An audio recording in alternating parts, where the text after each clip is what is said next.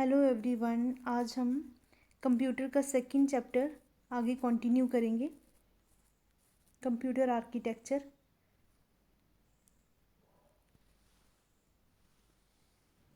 Micro processor. Micro processor क्या होता है?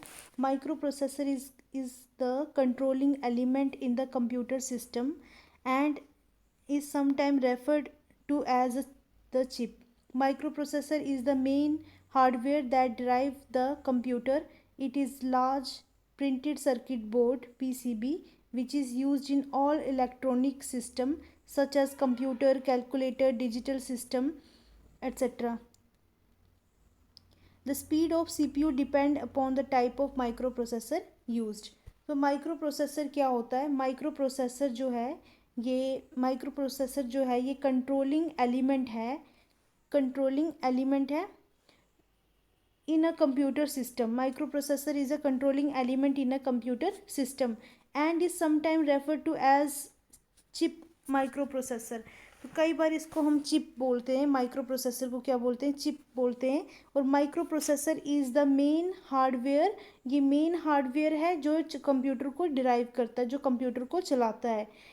It is large printed circuit board PCB, इसको पीसीबी ये लार्ज प्रिंटेड सर्किट बोर्ड होता है which is used in all electronic system. जितने भी इलेक्ट्रॉनिक गैजेट्स होते हैं, कंप्यूटर हो गया, कैलकुलेटर हो गया, डिजिटल सिस्टम, कोई भी डिजिटल सिस्टम होगा उसमें माइक्रो प्रोसेसर होता है। और speed of CPU depend upon the type of micro processor. तो जो स्पीड होती है सीपीयू की वो भी माइक्रो प्रोसेसर पे डिपेंड करती है। जितनी ज़्यादा स्पीड होगी उतनी अच्छी क्वालिटी का माइक्रो प्रोसेसर उसमें होगा। सो माइक्रो प्रोसेसर क्या है? मेन हार्डवेयर है दैट डिराइव कंप्यूटर, और ये कंट्रोलिंग एलिमेंट है कंप्यूटर सिस्टम का। ये सभी इलेक्ट्रॉनिक गैजेट्स में प्रेजेंट होता है।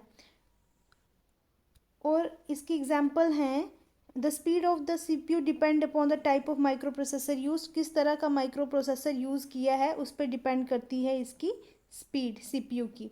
तो इसकी एग्जांपल है Intel 4004 was the first microprocessor made by Intel in 1971. Intel 4004 was the first microprocessor। हमने पहले भी पढ़ा था कि जो माइक्रो प्रोसेसर जो इंटेल 4004 जो है ये फर्स्ट माइक्रो प्रोसेसर है। और किसने इन्वेंट किया है? Invented by Ted Hoff and engineer Federico Faggin. तो टेड होफ साइंटिस्ट हैं जिन्होंने माइक्रो प्रोसेसर जो है बनाया था। तो some of the popular microprocessors, कुछ और माइक्रो प्रोसेसर हैं इंटेल 4004 के अलावा। वो हैं Intel core i7, dual core, Pentium 4 etcetera. तो ये सब माइक्रो प्रोसेसर की एग्जांपल हैं। तो और इंटेल कोर i7, तो ये जो माइक्रो प्रोसेसर हैं, ऐसे ही microprocessor Intel Core i3, Intel Core i3 जो है ये नॉर्मल कंप्यूटर में यूज़ होता है, वो कंप्यूटर जो ऑफिस वर्क के लिए यूज़ होते हैं। और i5, इंटेल कोर i5 ये गेमिंग के लिए जो यूज़ होते हैं, गेमिंग के लिए। और i7 कोई हैवी वर्क हो गया जैसे वीडियो एडिटिंग वगैरह के लिए, तो ऐसे के लिए माइक्रो प्रोसेसर जो हैं ये वाले यूज़ किए जाते हैं, वीडियो एडिटिंग। और i3 नॉर्मल ऑफिस वर्क, और गेमिंग के लिए i5।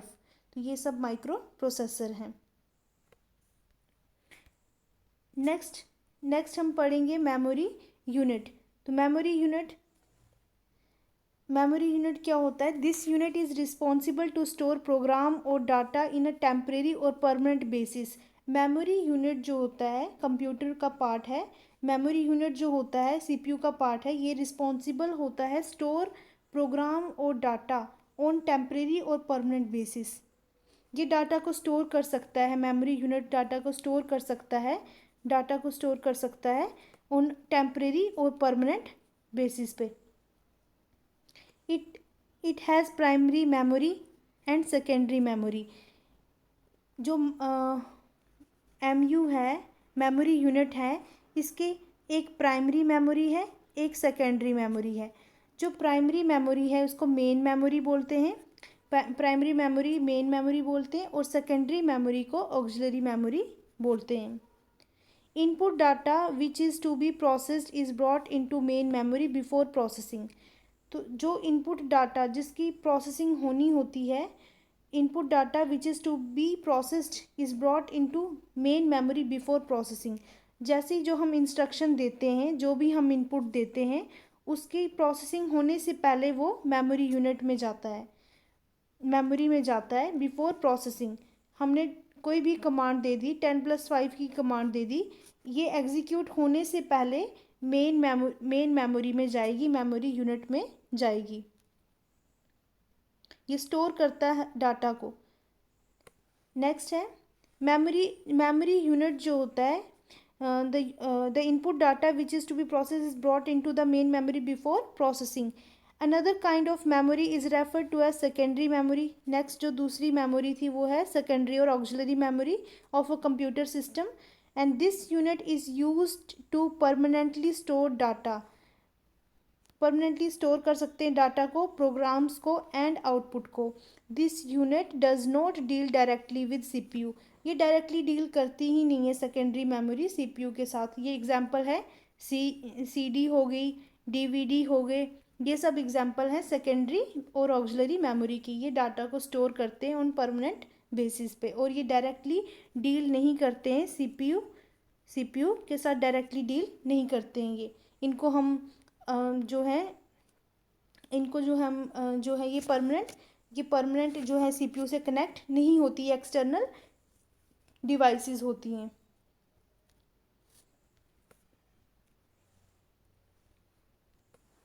नेक्स्ट है motherboard. The main circuit board contained in any computer is called motherboard. Main circuit board in any computer is called motherboard. Main circuit board होता है computer में, उसको motherboard बोला जाता है। It is also known as main board, इसको main board भी बोलते हैं। It is also known as main board. It is also known as main board, logic board और system board, planner board. It is also known as main board, logic board, system board और planar board. 4 नाम है। Main board, mother board है तो main भी है, main board है और ये लॉजिक भी होता है, ये बहुत लॉजिकल होता है, लॉजिक बोर्ड है। ये सिस्टम को चलाता है, ये सिस्टम बोर्ड है। ये प्लानर बोर्ड है। All the other electronic devices and circuit of computer system are attached to this board like CPU, ROM, RAM, extension slot, PCI slot, USB port। सारे के जितने भी एक्सटर्नल डिवाइसेस होते हैं ये इस सर्किट पे अटैच्ड होते हैं, सभी इस पे होते हैं। जैसे CPU का पार्ट हो गया, रोम, रैम का, और PCI स्लॉट्स, USB पोर्ट जहाँ से हम वायर कनेक्ट कर सकते हैं।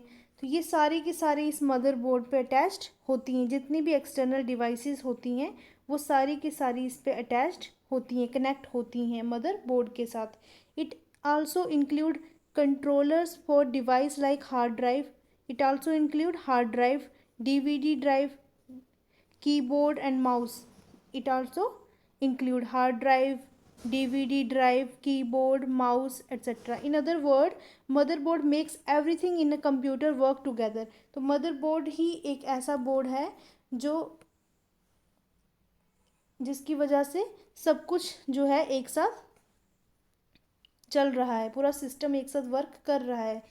Motherboard make everything in a computer work together, जिसकी वजह से सब कुछ चल रहा है। और ये मेन बोर्ड होता है जिसमें सारी जितनी भी एक्सटर्नल डिवाइसेस हैं, कीबोर्ड, माउस, CPU, हर एक expansion slot, DVD drive, USB port, ये सब इस पे अटैच्ड होते हैं इस मदर बोर्ड पे। नेक्स्ट है component of motherboard. Component of motherboard, component इसके बहुत सारे हैं, इन सबको हम नेक्स्ट लेक्चर में करेंगे, बट फिर भी नाम पढ़ लेते हैं। CMOS battery, BIOS chip, fan expansion slot, SMPS, PCI slot, processor chip, buses, ये सारे जितने भी कंपोनेंट हैं ये सब मदरबोर्ड के साथ जुड़े होते हैं। ये सारे मदरबोर्ड के ही कंपोनेंट हैं।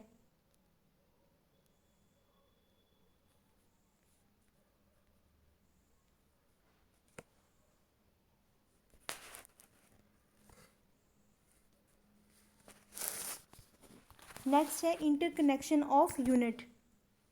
Interconnection of units. CPU send data, instruction and information to the component inside the computer as well as the peripheral devices attached to it. CPU जो है ये send करता है instruction and information to the component inside the computer और outside inside the computer as well as peripheral devices attached to it. जो भी peripheral devices इसके साथ attached हैं उनको ये सेंड करता है डाटा, इंस्ट्रक्शन, इंफॉर्मेशन। CPU ही है जो मेन ब्रेन ऑफ कंप्यूटर है। CPU जो है ये क्या करता है, जो डाटा है और इंस्ट्रक्शन है और इंफॉर्मेशन है जो भी है ये inside the computer as well as peripheral devices को जो अटैच्ड है। पेरिफेरल डिवाइसेस अटैच्ड कौन सी है, कीबोर्ड, माउस, ये सब क्या है, ये जितनी भी अटैचमेंट है एक्सटर्नल इनको पेरिफेरल डिवाइसेस बोलते हैं। इन सब को ये क्या करता है, सेंड करता है डाटा और इंस्ट्रक्शन और इन्फॉर्मेशन, जो भी आउटपुट आती है ये इनको सेंड करता है। A bus is a set of wire used for interconnection where each wire carry 1 bit of data. और बस जो होती हैं ये सेट ऑफ वायर्स होती हैं। बस जो हैं ये सेट ऑफ वायर्स होती हैं। बस जो होती हैं ये सेट ऑफ वायर्स होती हैं। यूज फॉर इंटरकनेक्शन, इंटरकनेक्शन का काम करती हैं ये wire. Where each wire carry 1 bit of data. तो ये जो बस जो होती है, टर्म जो है ये वायर के लिए यूज़ की है। और ये set of electronic signal pathway होते हैं ये वायर्स जो अलाउ करती हैं इंफॉर्मेशन और सिग्नल्स को ट्रैवल करने में हेल्प करती हैं। कोई भी इंफॉर्मेशन होगी, कोई भी सिग्नल होगा, इन बसेस के थ्रू जो है वो ट्रैवल होता है। In other word bus is a set of electronic signals होते हैं, ये पाथवे होते हैं that allow information and signals to travel between component inside and outside the computer. Inside और आउटसाइड जो भी कंपोनेंट हैं इनमें जो इंफॉर्मेशन ट्रैवल होके आ रही है वो ये बसेस ही हैं जिनके थ्रू जो इंफॉर्मेशन और जो है ये कैरी कर रही हैं और इन्फॉर्मेशन जो है हम तक पहुंच रही है, ये बसेस ही हैं। और बसेस क्या हैं, ये वायर्स हैं। अब बसेस की भी टाइप है। बसेस 2 टाइप की हैं। कंप्यूटर बसेस जो हैं वो 2 टाइप की हैं, इंटरनल बस और एक्सटर्नल बस। इंटरनल बस जो होती हैं इनको सिस्टम बस भी बोलते हैं। Internal bus is also known as system bus. Internal bus जो होती हैं, internal bus connects component inside the motherboard like CPU and system memory. Internal bus connect करती हैं कंपोनेंट इनसाइड द मदरबोर्ड। जो मदरबोर्ड हमने पढ़ा था अभी उसमें CPU का जो पार्ट है, कनेक्शन है, और जो भी मदरबोर्ड के साथ जो भी अटैचमेंट्स हैं, इंटरनल बस क्या करती है, कनेक्ट करती है component inside the motherboard like CPU and system memory and it is also called the system बस। तो इसको ये जो बस जो होती हैं ये सिस्टम बस होती हैं जो इंटरनल पार्ट के साथ अटैच्ड होती हैं, इनको सिस्टम बस बोलते हैं। इंटरनल बस जो होती हैं ये फर्दर 3 टाइप की होती हैं, कंट्रोल बस, एड्रेस बस और डाटा बस। कंट्रोल बस, एड्रेस बस और डाटा बस, ये हैं इंटरनल बसेस। तो बस की एक कैपेसिटी होती है, बस की एक अपनी कैपेसिटी होती है, और जो नंबर ऑफ लाइंस होती हैं, नंबर ऑफ लाइंस अ बस कंटेन, कोई भी बस होगी उसमें नंबर ऑफ लाइंस प्रेजेंट होंगी। ये नंबर ऑफ लाइंस जो ये बस में होंगी, इससे पता चलेगा जितनी ज़्यादा ये लाइंस होंगी उतनी ज़्यादा कैपेसिटी होगी एक बस की। जितनी ज़्यादा ये लाइंस है उतनी ज़्यादा इस बस की कैपेसिटी है। इस बस की लाइंस कम है तो इसकी कम कैपेसिटी है। इस बस की इससे ज़्यादा लाइंस प्रेजेंट है, इसकी ज़्यादा कैपेसिटी है। तो जितनी ज़्यादा लाइंस होंगी उतनी ज़्यादा बस की कैपेसिटी होगी। तो बस कैपेसिटी क्या है? नंबर ऑफ लाइंस अ बस contain, greater the line greater will be the capacity of a बस। एक बस, एक टर्म होती है बस, बस विड्थ। अमाउंट, बस विड्थ क्या होगी?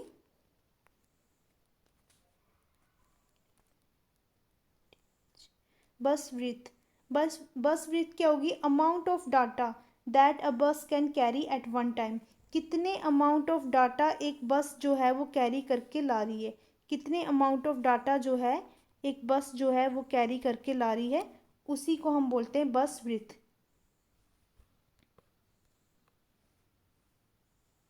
तो ये बसेस थी, और 3 टाइप की बसेस हमने पढ़ी। इंटरनल इंटरनल बसेस की फर्दर टाइप पढ़ी, control bus, address bus, data बस। ये डाटा बस क्या करती है? डाटा बस जो होती है, the address of input output और memory is called data address bus. Address bus क्या करती है? एड्रेस बस जो होती है ये क्या करती है? ये इंफॉर्मेशन देती है location of data in memory, कि मेमोरी में मेमोरी में मेमोरी में डाटा कहाँ पे प्रेजेंट है, मेमोरी में डाटा कहाँ पे प्रेजेंट है, डाटा कहाँ पे प्रेजेंट है उसके बारे में एड्रेस बस बताएगी। एड्रेस के बारे में बताएगी कि डाटा कहाँ प्रेजेंट है, एड्रेस के बारे में एड्रेस बस बताएगी, उसके address, location of data in memory के बारे में। और ये डाटा बस जो होती है ये यूनी डायरेक्शनल होती है।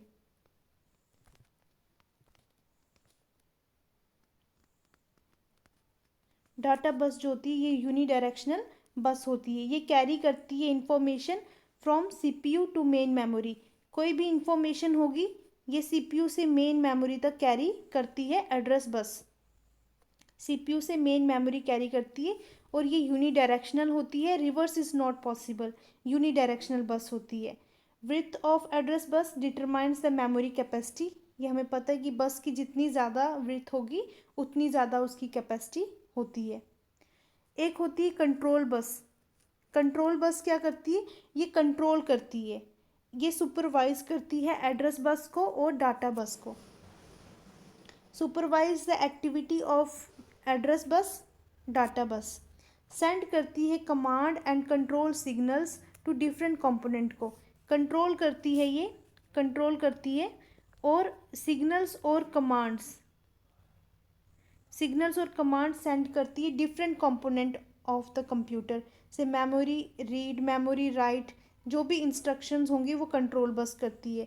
तो कंट्रोल बस क्या करेगी? कंट्रोल बस जो है वो सुपरवाइज करती है एक्टिविटी ऑफ एड्रेस बस और डाटा बस। और एड्रेस बस क्या करेगी? एड्रेस बस जो है वो डाटा के एड्रेस के बारे में बताएगी कि डाटा जो है मेमोरी में कहाँ प्रेजेंट है। Gives the information about the location of memory.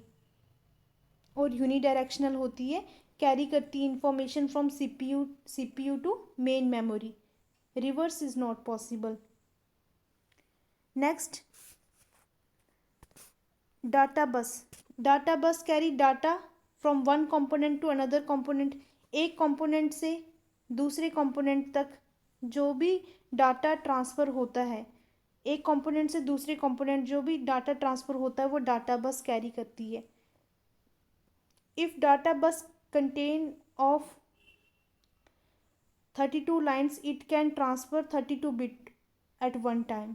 तो डाटा बस जितनी ज़्यादा डाटा बस की लाइन्स होंगी उतना ही बिट उतनी बिट वो इंफॉर्मेशन कैरी करेगी। डाटा बस जो होगी ये बाई डायरेक्शनल होती है।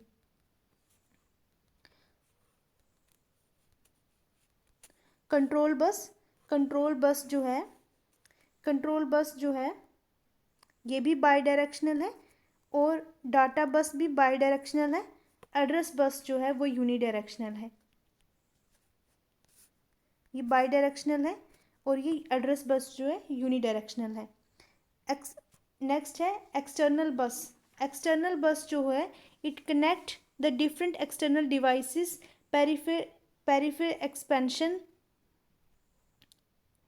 expansion slots, input output and derive connection to the rest of the computer, and it is referred to as expansion bus। expansion bus जो है इसको एक्सटर्नल बस जो है इसको एक्सपेंशन बस भी बोलते हैं। External bus is also known as expansion bus. ये कनेक्ट करती है डिफरेंट एक्सटर्नल और पेरिफेर जितनी पार्ट्स हैं, जो expansion slots, input output ports and derive connection to the rest of the computer. It also refer to as expansion bus. तो expansion और external बस क्या करती है, ये कनेक्ट करती है सीपीयू को एक्सटर्नल डिवाइसेस के साथ।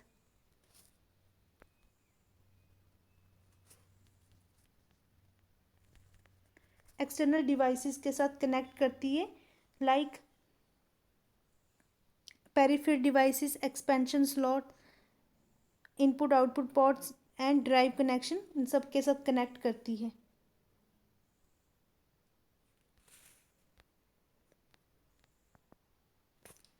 नेक्स्ट है instruction cycle. It represent the sequence of event take place at an instruction is read for memory and execute. It represent the sequence of event take place as an instruction। जब हम instruction देते हैं तो sequence of events जो हैं वो होते हैं। डाटा जो है हमारी जो इनपुट डाटा जो होता है उसकी पहले तो उसकी फैचिंग होती है। फर्स्ट स्टेप जो है वो फैचिंग होती है। सेकेंड स्टेप डी कोड होता है। जो हमारा डाटा है कंप्यूटर उसकी डी कोडिंग करता है, क्योंकि वो मशीन लेवल लैंग्वेज को अंडरस्टैंड कर सकता है, तो वो उसकी डी कोडिंग करेगा, फिर उस पर वर्क होना शुरू होगा। नेक्स्ट स्टेप होगा एग्जीक्यूट करेगा। वो एग्जीक्यूट करने के बाद उसको स्टोर करेगा मेमोरी में, मेन मेमोरी में। तो फर्स्ट स्टेप होगा हमारा फैचिंग, decoding. Third is executing the instruction। fourth is storing in main memory। तो fetching the instruction from the memory, fetching means bring the instruction from the memory से लेके आएगा हमारी instructions को। then decoding the instruction for the operation, उनकी decoding होगी। Zeros और ones की लैंग्वेज अंडरस्टैंड करेगा कंप्यूटर, डिकोडिंग होगी। Then executing the instructions and then storing in main memory.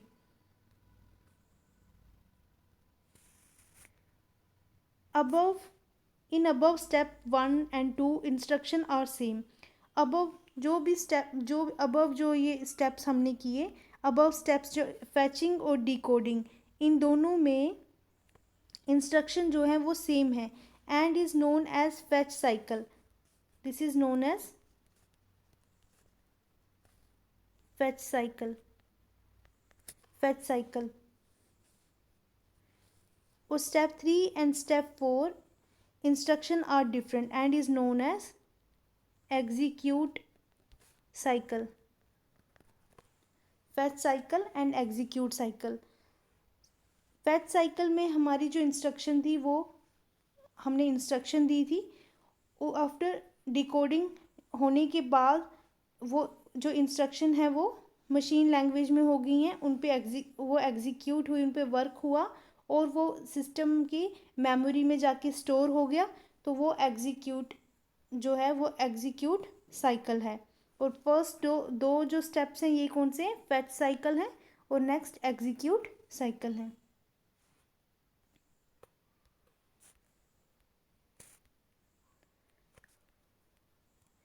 Instruction format हम नेक्स्ट लेक्चर में करेंगे।